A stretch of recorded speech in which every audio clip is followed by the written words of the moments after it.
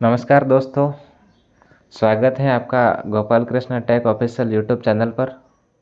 आज हम बात करने वाले हैं भारत के संविधान में मौलिक अधिकार फंडामेंटल राइट्स के बारे में। ये अधिकार हर भारतीय नागरिक को मिले हैं और हमारी आज़ादी व लोकतंत्र की पहचान है। तो दोस्तों, मौलिक अधिकारों की हमें ज़रूरत किस प्रकार से है उसके बारे में मैं आपको विस्तार से बता रहा हूँ। नागरिकों की स्वतंत्रता और गरिमा की रक्षा। मौलिक अधिकार नागरिकों को स्वतंत्रता और गरिमा के साथ जीवन जीने की अनुमति देते हैं। समानता और न्याय की स्थापना। मौलिक अधिकार नागरिकों को समानता और न्याय की अधिकार प्रदान करते हैं।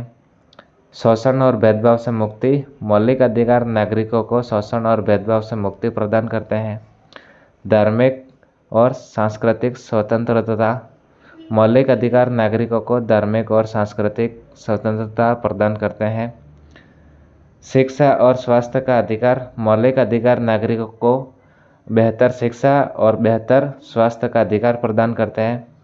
न्यायपालिका की स्वतंत्रता। मौलिक अधिकार न्यायपालिका की स्वतंत्रता को सुनिश्चित करते हैं। नागरिकों के अधिकारों की रक्षा। मौलिक अधिकार नागरिकों के जो मूलभूत अधिकार दे रखे हैं उसकी रक्षा करते हैं और उन्हें शक्तिशाली बनाते हैं। लोकतंत्र की मजबूती। मौलिक अधिकार लोकतंत्र की मजबूती को सुनिश्चित करते हैं और नागरिकों को अपने अधिकारों का प्रयोग करने की अनुमति देते हैं। सामाजिक और आर्थिक विकास। मौलिक अधिकार सामाजिक और आर्थिक विकास को बढ़ावा देते हैं और नागरिकों को अपने जीवन को बेहतर बनाने की अनुमति देते हैं। मानवाधिकारों की रक्षा। मौलिक अधिकार मानवाधिकारों की रक्षा करते हैं और नागरिकों को अपने अधिकारों को प्रयोग करने की अनुमति देते हैं। तो दोस्तों, अभी आप इस वीडियो में बने रहना।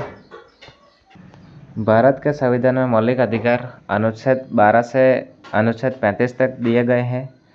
ये मौलिक अधिकार नागरिकों को बुनियादी स्वतंत्रताएं और सुरक्षा प्रदान करते हैं। भारत में 6 मौलिक अधिकार हैं। नंबर 1, समानता का अधिकार अनुच्छेद 14 से अनुच्छेद 18।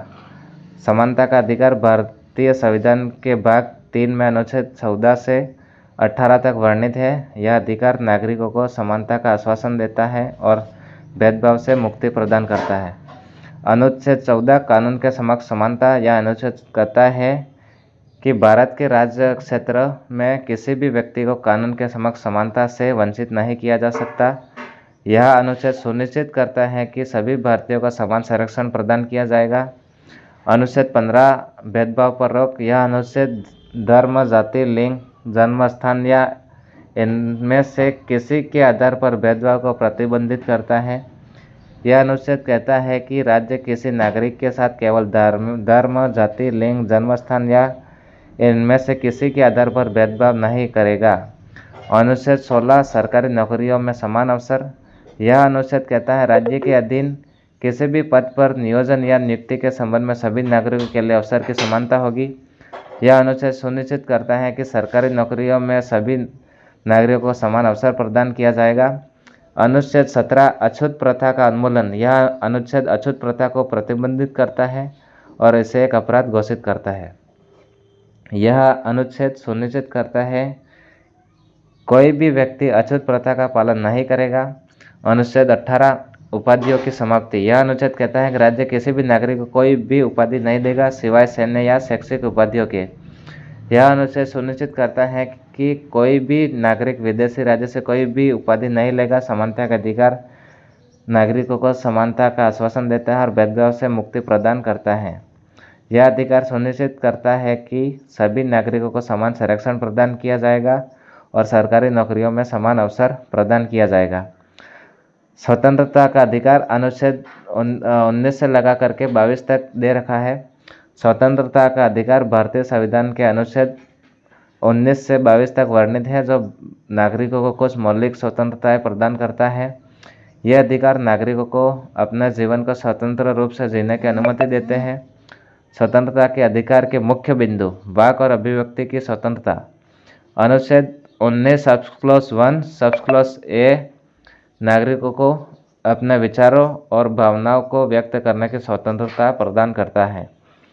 सभा करने की स्वतंत्रता अनुच्छेद 19 sub clause 1 sub clause B नागरिकों को शांतिपूर्वक सभा करने की स्वतंत्रता प्रदान करता है। संगठन बनाने की स्वतंत्रता अनुच्छेद 19 sub clause 1 sub clause C नागरिकों को संगठन बनाने की स्वतंत्रता प्रदान करता है।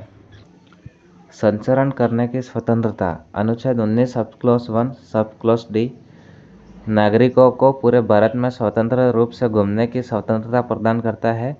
निवास करने की स्वतंत्रता अनुच्छेद 19 सब क्लॉज 1 ए नागरिकों को भारत के किसी भी हिस्से में निवास करने की स्वतंत्रता प्रदान करता है। पैसा करने की स्वतंत्रता अनुच्छेद 19 सब क्लॉज 1 सब क्लॉज जी नागरिकों को किसी भी पैसे या व्यवसाय को अपनाने की स्वतंत्रता प्रदान करता है। अन्य महत्वपूर्ण अनुच्छेद 20 अपराधों के लिए दोषसिद्धि के संबंध में संरक्षण अनुच्छेद 21 जीवन और व्यक्तिगत स्वतंत्रता का अधिकार अनुच्छेद 22 गिरफ्तारी और निरोध से संरक्षण ये अधिकार नागरिकों को स्वतंत्रता और गरिमा के साथ जीने की अनुमति देते हैं। शोषण के विरुद्ध अधिकार भारतीय संविधान के अनुच्छेद 23 और 24 में वर्णित है जो भारतीय नागरिकों को शोषण से बचाता है। अनुच्छेद 23 मानव के दुर्व्यापार और बलात्श्रम का निषेध। यह अनुच्छेद मानव के दुर्व्यापार और बलात्श्रम को प्रतिबंधित करता है। यह अनुच्छेद कहता है कि कोई भी व्यक्ति किसी अन्य व्यक्ति को दास नहीं बना सकता या उसका शोषण नहीं कर सकता। यह अनुच्छेद सुनिश्चित करता है कोई भी व्यक्ति किसी अन्य व्यक्ति को जबरन काम करने के लिए मजबूर नहीं कर सकता है। यह अनुच्छेद मानव तस्करी, बंधुआ मजदूरी और अन्य प्रकार के शोषण को प्रतिबंधित करता है। अनुच्छेद 24 कारखानों आदि में बालकों का नियोजन का निषेध है। यह अनुच्छेद कारखानों, खानों और अन्य खतरनाक स्थानों पर 14 वर्ष से कम आयु के बालकों को नियोजन को प्रतिबंधित करता है। यह अनुच्छेद सुनिश्चित करता है कि कोई भी व्यक्ति 14 वर्ष से कम आयु के बालक को कारखाने या खतरनाक स्थान पर काम करने के लिए नहीं रख सकता। यह अनुच्छेद बालकों के अधिकार की रक्षा करता है और उन्हें शोषण से बचाता है। यह अनुच्छेद बाल श्रम को प्रतिबंधित करता है और बालकों को शिक्षा और स्वास्थ्य को बढ़ावा देता है।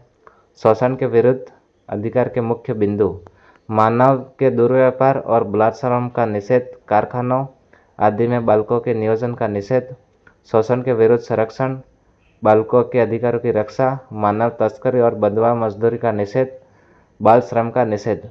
नंबर 4 धार्मिक स्वतंत्रता का अधिकार अनुच्छेद 25 से 28। धार्मिक स्वतंत्रता का अधिकार भारतीय संविधान के अनुच्छेद 25 से 28 तक वर्णित है जो नागरिकों को धार्मिक स्वतंत्रता का अधिकार प्रदान करते हैं।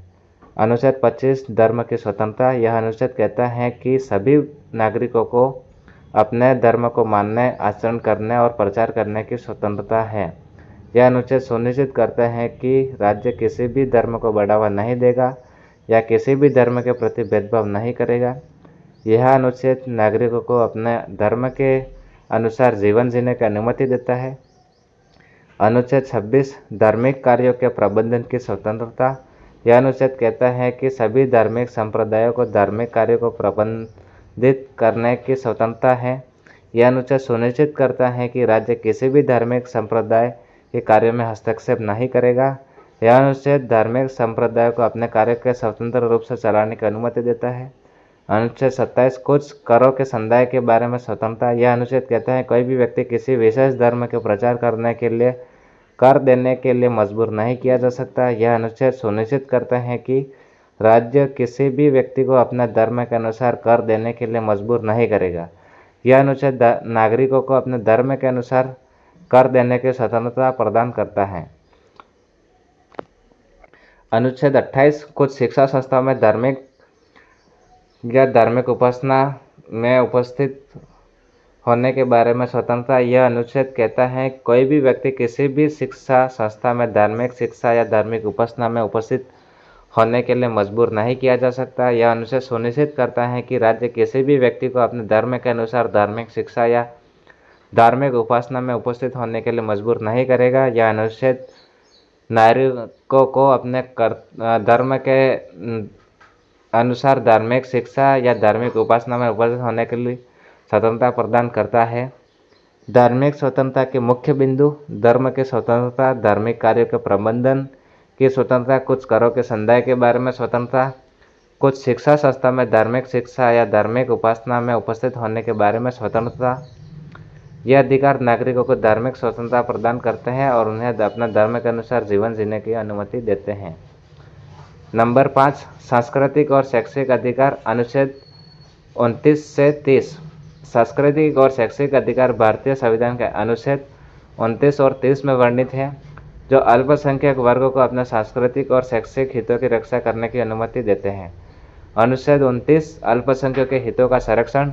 यह अनुच्छेद कहता है कि भारत के नागरिकों के किसी भी वर्ग को जिसकी अपने विशेष भाषा, लिपि या संस्कृति है, उसे बनाए रखने का अधिकार है। यह अनुच्छेद सुनिश्चित करता है कि राज्य किसी भी अल्पसंख्यक वर्ग के सांस्कृतिक हितों की रक्षा करेगा। यह अनुच्छेद अल्पसंख्यक वर्गों को अपने सांस्कृतिक हितों की रक्षा करने की अनुमति देता है। अनुच्छेद 30 शिक्षा संस्थाओं की स्थापना और प्रशासन करने का अल्पसंख्यक वर्गों का अधिकार। यह अनुच्छेद कहता है कि सभी अल्पसंख्यक वर्गों को अपनी पसंद की शिक्षा संस्थाओं की स्थापना करने और उनका प्रशासन करने का अधिकार है।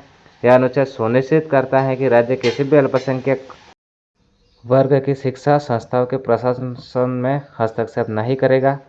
यह अनुच्छेद अल्पसंख्यक वर्ग को अपनी शिक्षा संस्थाओं की स्थापना करने और उनका प्रशासन करने की अनुमति देता है। सांस्कृतिक और शैक्षिक अधिकार के मुख्य बिंदु। अल्पसंख्यकों के हितों का संरक्षण, शिक्षा संस्थाओं की स्थापना और प्रशासन करने का अधिकार, अल्पसंख्यक वर्गों का अधिकार, सांस्कृतिक हितों की रक्षा, शिक्षा के अधिकार की रक्षा। ये अधिकार अल्पसंख्यक वर्ग को अपना सांस्कृतिक और शैक्षिक हितों की रक्षा करने की अनुमति देते हैं और उन्हें अपने अधिकारों का प्रयोग करने की स्वतंत्रता प्रदान करते हैं। नंबर 6, संवैधानिक उपचारों का अधिकार।